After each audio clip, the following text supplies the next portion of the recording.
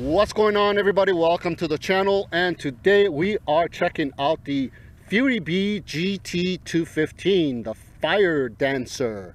It is the 215mm FPV racing drone. This is the bind and fly version with the FRSKY XSR receiver.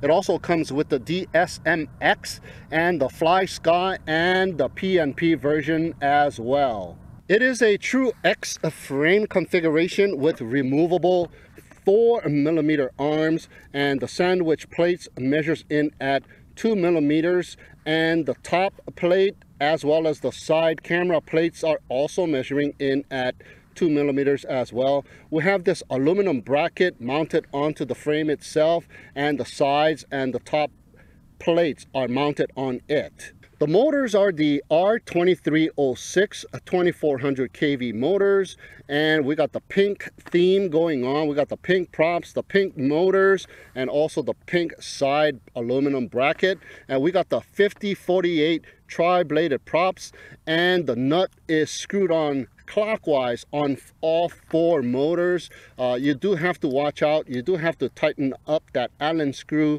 on the bottom of the motor to tighten up the shaft, so you can screw down the props without it just continuously spinning. The ESCs are the 4-in-1 BL Heli S 35 amp continuous with 40 amp burst, and it is the D-Shot protocol ESCs, and it supports 2S all the way up to 6S. The flight controller is the Omnibus F4SD flight controller, so it supports a micro SD card up to 32 gigabytes for your black box logging needs, and it is also integrated with Betaflight OSD, and the micro USB port is very easily accessible from the side. The VTX is at the top of the tri-level stack, and it is the 5.8 gigahertz 48 channel VTX, and it is also switchable from 25, 200 and 600 milliwatts. There are two buttons there. One of them is to change the frequency and the channels, and the other one is to change the power output. We also are given the MMCX connector, and the cable is running over to the RPSMA connector, and we have an omnidirectional pagoda antenna. The camera is the AR960H CCD FPV camera with a 2.5mm wide angle lens, and it is providing us with a field of view of 135 degrees.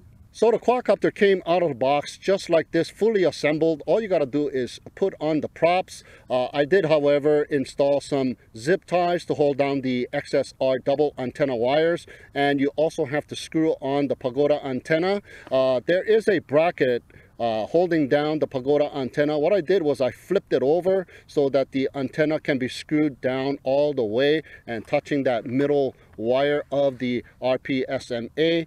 We got the XT60 connector coming out of the back straight away. We also have a 3 LED light fixture in the back, and we do also have a buzzer inside hidden away, so very, very nice. The only thing that I've also done was tape down the motor wires to the arms with some electric tape as well. I've also put a foam pad on the bottom of the quadcopter, so there is a nice soft place for the battery to sit on, and this is the Velcro that came with the quadcopter as well.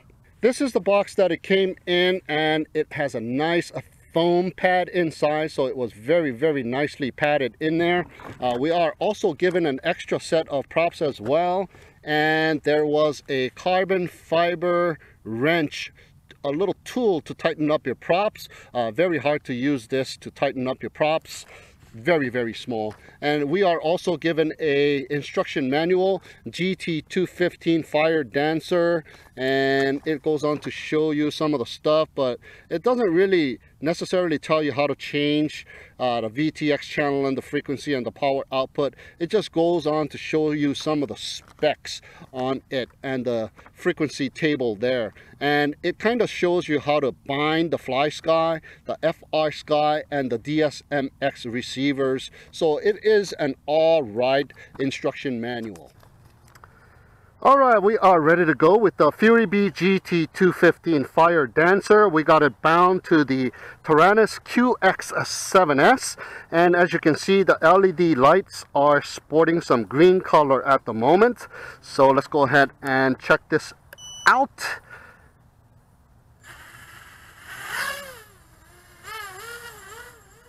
Nice power right off of the table, and it is looking very stable. Very quiet as well.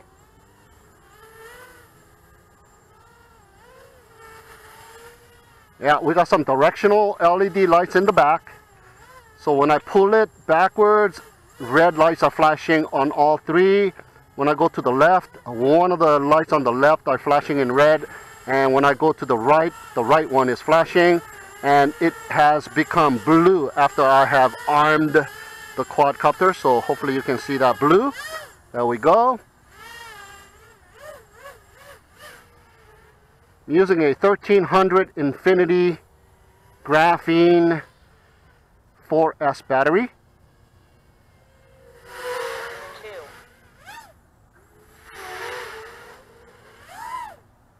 It's got lots of power. Holy, it's got a lot of power. Wow. Let's do a little punch out. Okay, that was a mini punch out just to see. Okay, let's do a full out punch out here. Oh, wow. Yeah, this one's got tons of power. No problem so far. And it is very smooth. Wow, one more punch out. Yep. Nice power with the 4S. And this thing supports up to 6S. Wow. Alright, so let's bring it in. And I just flicked it over to acro. Okay, very smooth in acro as well. Very, very nice. Woohoo! Over rotated there.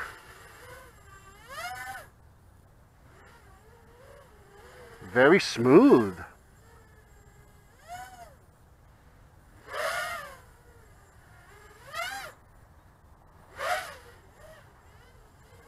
Yeah, very, very nice. 30. Okay, flicked it over back to angle mode.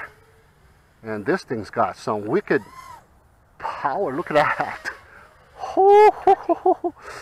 Okay, the timer is counting down to that 3 minutes, so let's go ahead and bring it in for a landing and put on some FPV 9, goggles. 8, 7, Wow, very, very nice. 4. Alright, we are ready to go with the GT215 Fire Dancer, and I have the bottom OSD display a little bit too high, I think.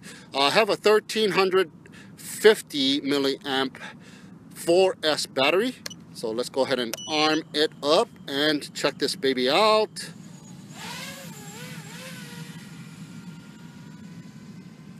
I'm not so sure about this FPV camera being CCD, but it does have pretty decent video feed here. I'm able to make everything out. It looks a little bit overexposed. A lot of white. Yeah, so far so good. Very, very smooth.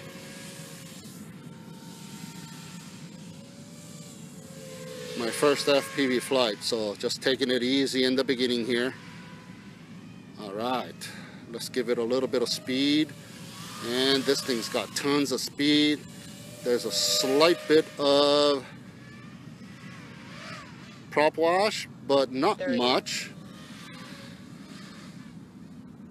Controls are very good. I'm running Betaflight default PIDs, and I did upgrade it to the latest 3.2.3 firmware.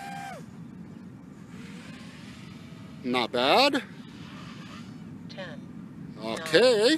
9, 8, 7, 6. Okay, let me reset my timer here. All right. Looks to be a very smooth flyer.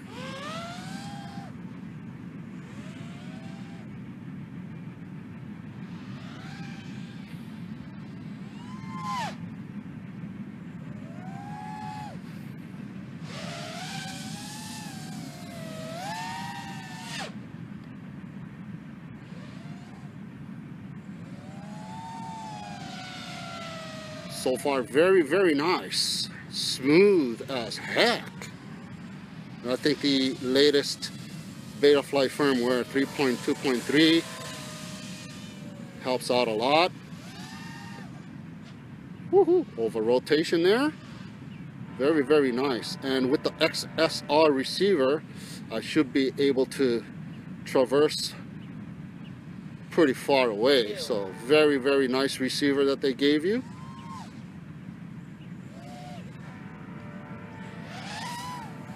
Very, very nice. Not much prop wash, actually.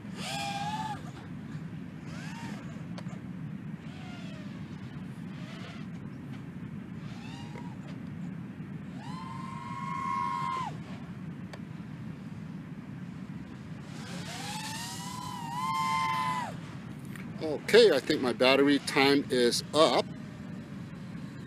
Just about. On that burst, it went way down.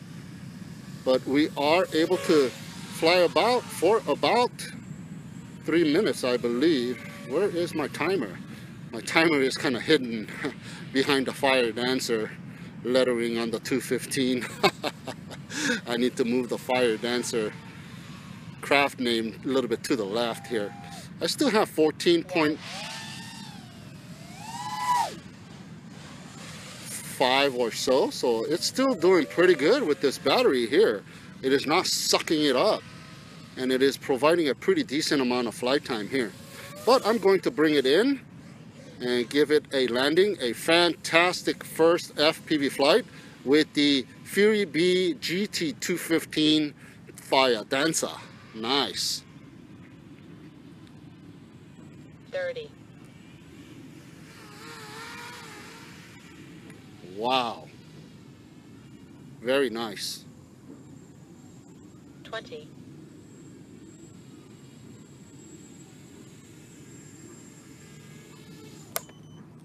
Unbelievable. First flight with the FuriBee GT215, the Fire Dancer.